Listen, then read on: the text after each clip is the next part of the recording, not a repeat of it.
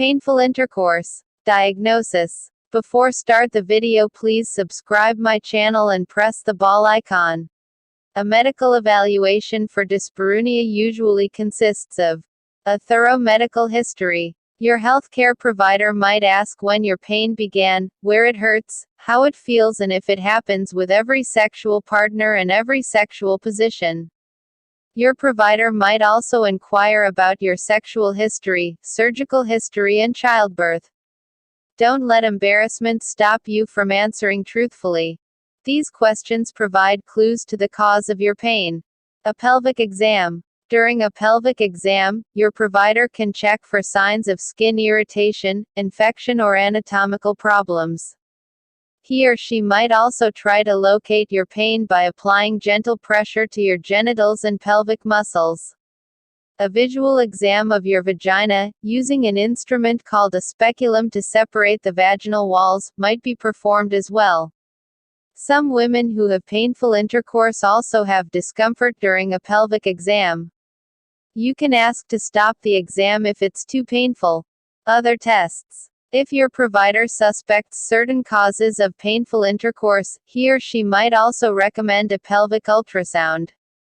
More information. Treatment. Treatment options vary depending on the cause of the pain. Medications. If an infection or medical condition contributes to your pain, treating the cause might resolve your problem. Changing medications known to cause lubrication problems also might eliminate your symptoms. For many postmenopausal women, dyspareunia is caused by inadequate lubrication resulting from low estrogen levels. Often, this can be treated with topical estrogen applied directly to the vagina.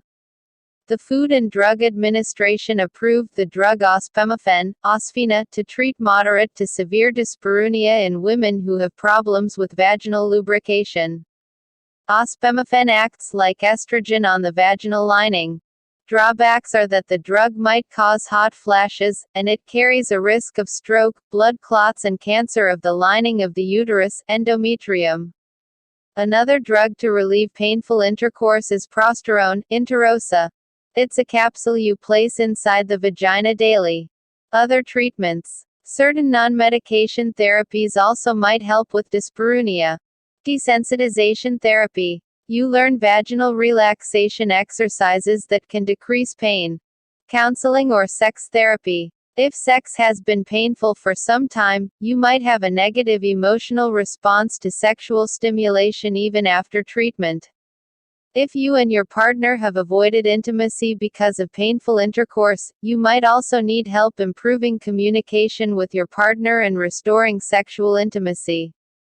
Talking to a counselor or sex therapist can help resolve these issues. Cognitive behavioral therapy also can be helpful in changing negative thought patterns and behaviors.